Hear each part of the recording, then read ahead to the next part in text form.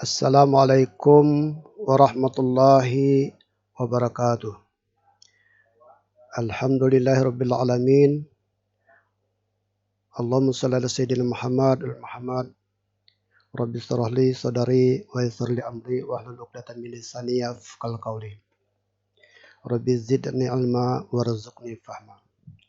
Baiklah anak-anak sekalian, hari ini materi pelajaran kita adalah pendidikan agama Islam.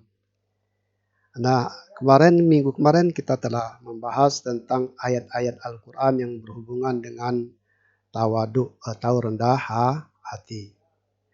Anak-anak sekalian, kalau kita Bapak akan jelaskan lagi tentang ayat surat Al-Furqan ayat 63. Surat Al-Furqan ayat 63. Ayat tersebut yang berhubungan dengan rendah hati. Wa ibadur rahmanil ladzi yamshuna 'alal ardi hauna wa iza khatabahumul jahilun qalu salama. Al-Furqan ayat 63. Ayat ini adapun hamba-hamba Tuhan, Yang Maha Pengasih itu adalah orang-orang yang berjalan di bumi dengan rendah hati. Dan apabila orang-orang bodoh menyapa mereka, kata-kata yang menghina, mereka mengucapkan salam. Ini ayat surat Al-Furqan ayat 63. Ayat tersebut kemarin udah kita bahas, mungkin anak-anak udah mengerjakan tugas ya. Sekarang akan Bapak kupas kembali ayat tersebut yang berkaitan dengan rendah hati. Perhatikan kandungan surat Al-Furqan ya. Kandungan surat Al-Furqan ayat 63. Ayat ini menjelaskan bahwa Allah Subhanahu wa taala mengajarkan kepada kita agar apa? Agar dapat bersikap rendah hati ketika kita bergaul. Nah, itu anak-anak ya. Jika ada orang yang mengejek dengan kata-kata, tidak membalasnya dengan kata serupa, tetapi kita tetap memaafkan orang tersebut walaupun orang tersebut mengucapkan dengan kata-kata yang tidak terpuji kepada kita. Itu merupakan salah satu ciri-ciri kita punya akhlak ya. Kalau ayat tersebut apabila orang-orang bodoh menyapa kita dengan kata-kata yang tidak terpuji, maka jawablah dengan kita mengucapkan salam kepada mereka. Nah, akhlak orang yang beriman ya adalah bersikap lemah lembut, sopan, menjaga tutur kata dan menjaga kehormatan orang-orang yang memiliki sikap rendah hati. Akan mendapat rahmat dan kasih sayang dari Allah Subhanahu wa taala. Rendah hati disebut juga tawadu ya. Jadi orang yang rendah hati itu disebut juga tawadu. Yakni sebuah sikap merendahkan hati kita di hadapan Allah Subhanahu wa taala sesama manusia. Nah, rendah hati ini merupakan salah satu perilaku yang baik. Kita hendaknya menyadari ya, kita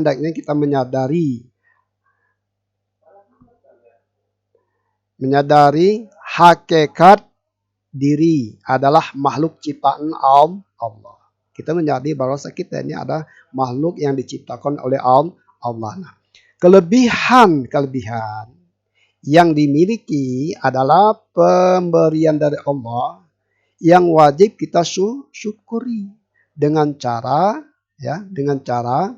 senantiasa beribadah kepada Allah Subhanahu wa taala. Nah, di sisi lain kita hendaknya mengetahui bahwa setiap manusia pasti memiliki kekurangan atau kelemahan, sehingga tidak pantas untuk menyombongkan diri kita. Nah, di sisi Allah Subhanahu wa taala, semua manusia memiliki potensi yang sama untuk menjadi orang yang bertakwa.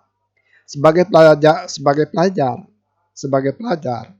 atau seorang pelajar, hendaknya kalian memiliki sikap rendah hati. Nah, rendah hati ini harus kita tanamkan, harus kita budidayakan perilaku sikap rendah hati ini ya.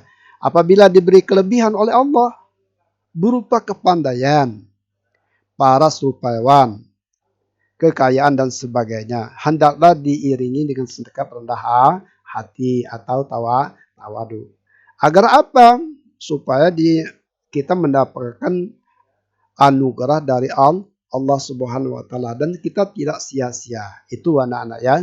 Salah satu daripada kita harus berendah hati. Islam harus mengajarkan. Islam kita sebagai muslim harus mensikapi daripada rendah hati. Sesuai dengan ayat-ayat kemarin yang kita bahas tentang surat Al-Furqan ayat 63. Itu salah satunya. Coba kamu perhatikan hadis Rasulullah Sallallahu Alaihi Wasallam. Ya, sekali lagi, perhatikan hadis Nabi Muhammad Sallallahu Alaihi Wasallam yang berbunyi an Iyad ibni Himar qala Rasulullah Sallallahu Alaihi Wasallam Innallaha ta'ala auha ilayya an tawaddu'u hatta la yabghiya ahadun ala ahadi wa la yafqara ahadun ala ahad. Nah, sekali lagi perhatikan hadis Nabi Muhammad sallallahu alaihi wasallam an Iyad ibni Himar qala Rasulullah sallallahu alaihi wasallam innallaha ta'ala auha ilayya an tawaddu'u hatta la yabghiya ahadun ala ahadi wa la yafqara ahadun ala ahad. Nah, artinya dari Iyad bin Himar, ia berkata, telah bersabda Rasulullah sallallahu alaihi wasallam, sesungguhnya Allah telah memberitahukan kepadaku agar kalian merendahkan diri supaya orang tidak melewati batas terhadap orang lain. Ya, dan seorang tidak sombong terhadap yang lain. Ini hadis Nabi yang berkaitan dengan tawadu ya. Hadis ini yang berkaitan dengan tawadu atau rendah hati. Sekali lagi artinya dari Iyad bin Himar berkata, telah bersabda Rasulullah sallallahu alaihi wasallam, sesungguhnya Allah telah memberitahukan kepadaku agar kalian merendahkan diri supaya orang tidak melewati batas terhadap orang lain. Seorang tidak boleh tidak bersombong terhadap yang lainnya. Kita dilarang untuk merasa angkuh, sombong atau takabur kepada orang lain. Ini hadis riwayat Muslim. Hadis riwayat Muslim. Dalam bermasyarakat, anak-anak ya, dalam bermasyarakat, sikap rendah hati dapat diwujudkan dengan saling menghargai, saling menolong. Perbedaan yang ada di masyarakat tidak menjadi halangan untuk saling membantu. Sikap ini akan mendorong terwujudnya masyarakat yang kuat. Nah, ini anak-anak perlu diperhatikan ya. Kebalikan dari sikap rendah hati adalah sombong. Apa? Kebalikan dari sikap rendah hati adalah sombong atau takabur. Nah, sombong bermakna menganggap rendah hati orang lain. Menganggap rendah orang lain. Jadi kalau kita menganggap orang lain itu rendah, itu salah satu kesombongan atau takabur. Atau merasa diri lebih tinggi dibandingkan dengan orang lain. Pernahkah kalian menjumpai orang yang bersikap sombong? Nah, itu suatu pertanyaan ya. Pernah enggak kalian menjumpai orang yang bersikap sombong? Apakah kamu merasa nyaman bergaul dengan orang tersebut? Orang yang sombong itu? Apa?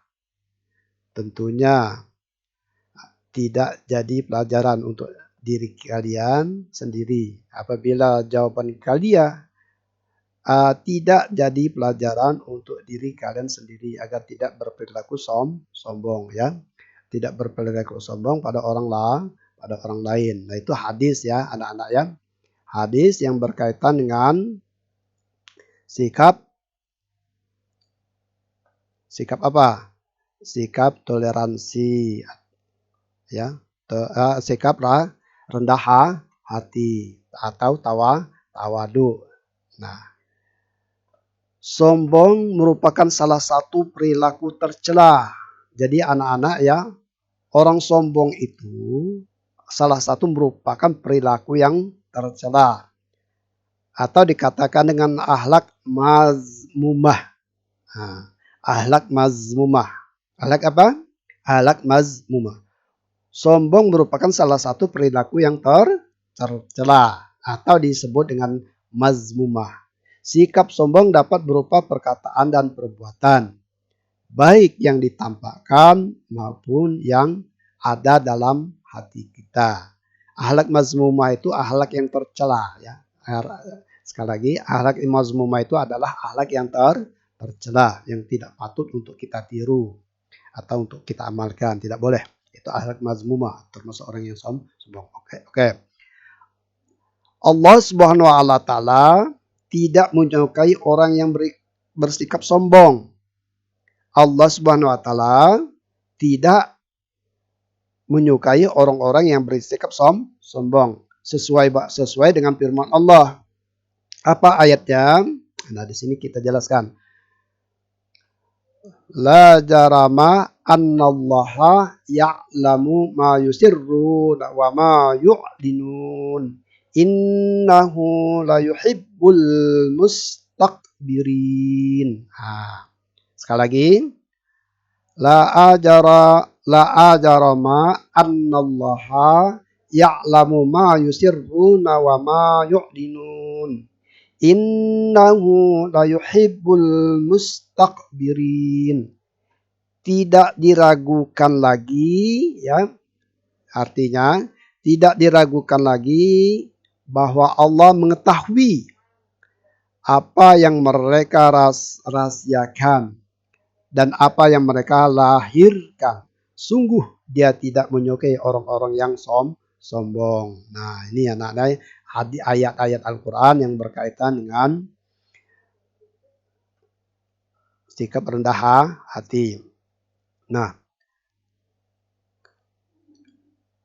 perhatikan itu ayat-ayat yang berhubungan dengan sikap rendah hati. Sekarang yang kita membahas tentang surat Al-Isra ya, 26 dan 27 tadi. 26 ya sampai 27. Artinya gini. Surat Al-Isra ayat 26 yang berbunyi Innal mubazzirina kanu ikhwana syayatin wa kana syaitan li rabbih kafura. Surat Al-Isra ayat 26. Kata al-mubazzirin artinya adalah hal yang berlebih-lebihan atau buang harta atau pemboros. Nah, kata pemboros dipahami oleh para ulama dalam arti pengeluaran yang bukan hak ya. Yang bukan hak. Jadi kalian pahami bahwa apabila seorang membelanjakan sebagian besar hartanya dalam kebaikan atau hak, misalnya infak, sedekah, dan tidak termasuk kategori pemboros, itu anak-anak harus kalian pahami, ya. Nah, melalui ayat ini Allah memerintahkan kepada umat Islam agar memenuhi hak keluarga, ya, hak keluarga dekat, orang miskin, orang-orang yang sedang dalam perjalanan. Hak yang harus diberikan adalah satu, mempererat tali persaudaraan dengan jalan mengunjungi rumahnya, berikan sopan santun, serta membantu meringankan penderitaan yang dialami orang lain. Memberi bantuan kepada orang miskin, ya, Dan orang yang sedang dalam perjalanan, tujuannya dibenarkan oleh agama. Umpamanya orang yang perjalanan dalam diberikan dalam berperjalanan, atau orang-orang yang lagi menuntut ilmu itu boleh kita berikan. Itu ya anak-anak sekalian. Pada ayat ke-27 surat Al-Isra 17, Allah melarang kita untuk menghambur-hamburkan harta. Apa? Allah melarang kita menghambur-hamburkan harta dan menjadi seorang pemboros, ya. Yang seorang pemboros. Innal mubazzirin itu adalah pemboros. Larangan ini bertujuan agar umat Islam dapat mengatur keuangan dengan perhitungan yang cermat, ya. Agar apa? Tentu agar apa yang dibelanjakan sesuai dengan pendapat yang diperoleh serta tidak mubazir atau tidak sia-sia saja. Belanjakanlah harta itu sesuai dengan kebutuhan, ya. Siswa-siswaku, anak-anakku sekalian yang budiman, apa kalian pernah berpikir bahwa orang tua kalian bekerja keras dalam mencari nafkah untuk keluarga? Ya. Memeras keringat setiap hari dengan ikhlas yang memenuhi kebutuhan kalian. Bagaimana jika hasil bekerja tersebut kalian hamburkan hanya untuk memenuhi hal-hal yang bukan merupakan kebutuhan pokok kalian? Ya, coba pada ayat selanjutnya Allah berfirman bahwa para pemboros merupakan saudara-saudara setan.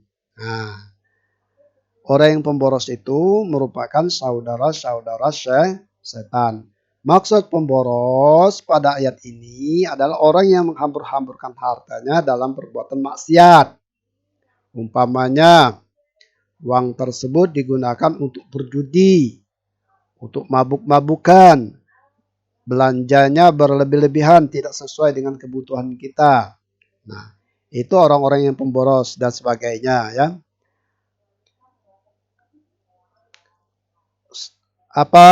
Apakah kalian senang apabila dia samakan dengan saudara setan? Tentu kalian tidak suka. Bukankah kalian tahu bahwa setan adalah makhluk yang memiliki sikap angkuh dan ingkar pada Allah? Setan adalah makhluk yang sangat ingkar kepada nikmat yang telah Allah berikan kepada makhluk yang tidak pernah mau bersyukur. Nah, ini anak-anak ya, perlu kalian pahami sebagai generasi pemuda. Jadi berhati-hatilah dengan harta karunia Allah, harta yang diberikan Allah kepada kita, supaya tidak kita gunakan sia-sia saja.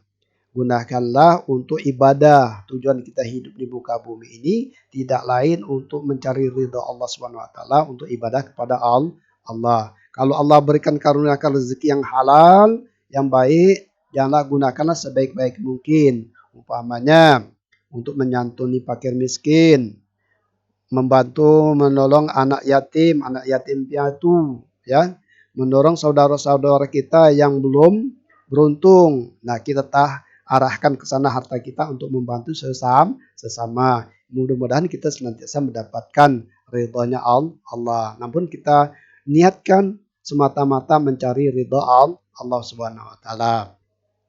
Ayat ini turun untuk menjelaskan perbuatan orang jahiliyah. Nah, ini ya. Ayat tersebut menjelaskan perbuatan orang-orang jahiliyah yang senang menumpuk-numpuk harta, kemudian berpoya-poya supaya mendapat kemaksuran. Nah, orang-orang Quraisy, ya, orang-orang Quraisy dulu juga menggunakan harta mereka untuk menghalangi penyebaran agama Islam. Nah, artinya melemahkan pemeluk-pemeluknya dan membantu orang-orang yang menentang agama Islam. Nah, ayat ini berturun berkaitan dengan peristiwa tersebut. Nabi Muhammad SAW, sekali lagi ya, perhatikan hadis Nabi. Nabi Muhammad SAW bersabda, An Abi Umamah qala. Apa? An Abi Umamah qala.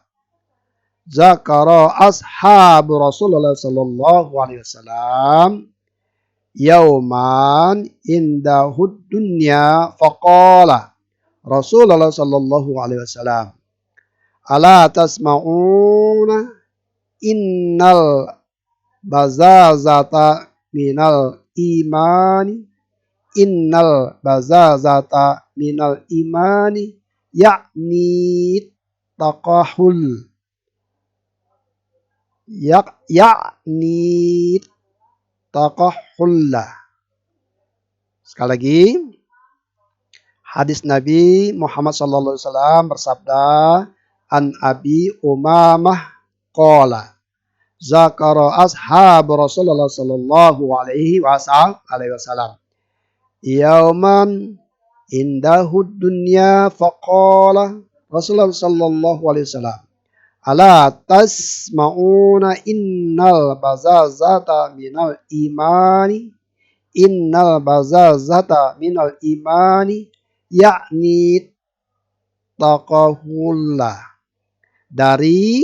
Artinya dari Abu Umamah berkata, dari Abu Umamah ia berkata, pada suatu hari di sisinya sahabat Rasulullah SAW memperbincangkan tentang dunia. Maka Nabi Muhammad SAW bersabda, tidakkah kalian mendengar, sesungguhnya sederhana dalam berpakaian adalah bagian dari iman. Sesungguhnya sederhana dalam berpakaian adalah bagian dari iman. Maksudnya adalah berpakaian apa adanya, pantas, ya.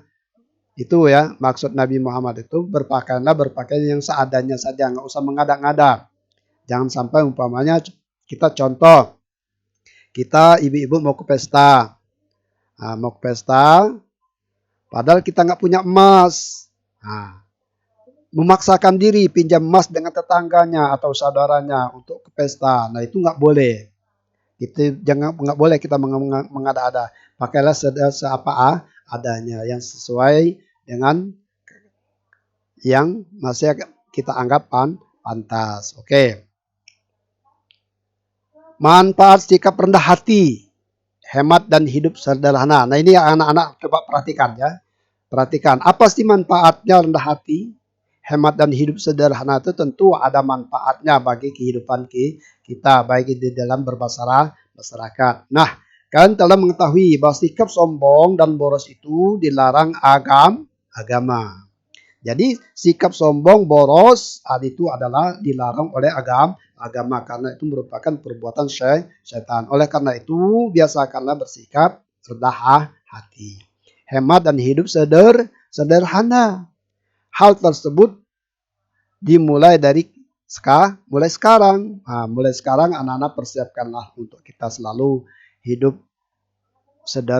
rendah hati atau tawadu. Coba perhatikan anak-anak yang, nah manfaat rendah hati, apa manfaatnya? Tentu ada manfaatnya. Satu, keuntungan orang yang memiliki perilaku rendah hati diantaranya mendapat simpati dari orang lain, memiliki banyak teman dan hati menjadi tentram.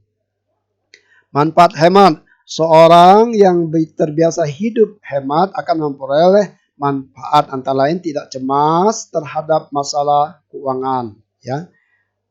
Tidak cemas terhadap masalah keuangan, ya.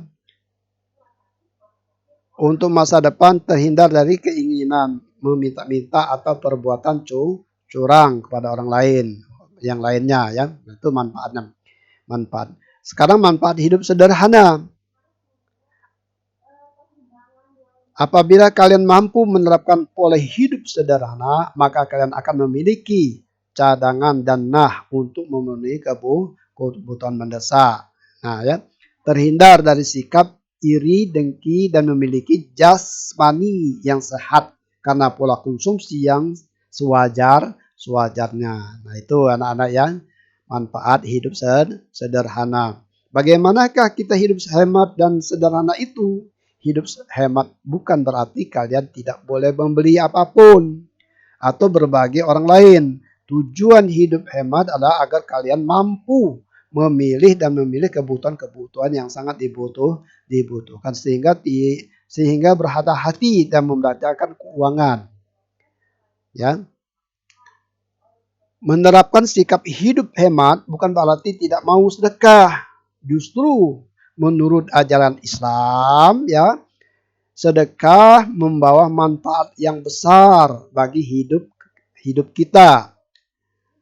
Yaitu orang yang bersedekah semakin kaya dari sisi harta benda maupun rohani. Orang yang suka sedekah itu hartanya akan bertambah loh. Akan dibalas oleh Allah hartanya itu. Kalau kita bersedekahnya mencari ridha Allah, betul-betul mengharapkan ridha Allah. Ya. Hidup hemat juga tidak berarti kikir. Sebab kikir berarti menganggap semua kebutuhan tidak penting. Sehingga kalian tidak mau mengeluarkan uang. Nah, orang yang kikir akan sangat lebih memperhitungkan pengeluaran uang daripada memikirkan manfaat yang diperoleh. Oke, bisa dipahami anak-anak ya? Bagaimana cara untuk membiasakan hidup hemat tersebut? Hidup hemat dapat dibiasakan satu antara lain membuat prioritas kebutuhan dengan menulis hal-hal yang sangat kalian butuhkan untuk sekolah maupun untuk kegiatan lain. Pasti ya harga-harga kebutuhan tidak melebihi pendapat orang tua kalian. Boleh menuruti keinginan namun tetap ada batasan-batasannya. Biasakanlah membawa bekal dari rumah daripada membeli jajan di sekolah. Jangan menyepelekan uang recehan. Oke, bisa dipahami anak-anak ya? Oke. Itu anak-anak yang berkaitan dengan sifat rendah hati atau tawadu. Oke. Mungkin ini bisa Bapak jelaskan kepada anak-anak. Silakan kalian untuk Bapak beri tugas untuk kalian kerjakan di rumah ya.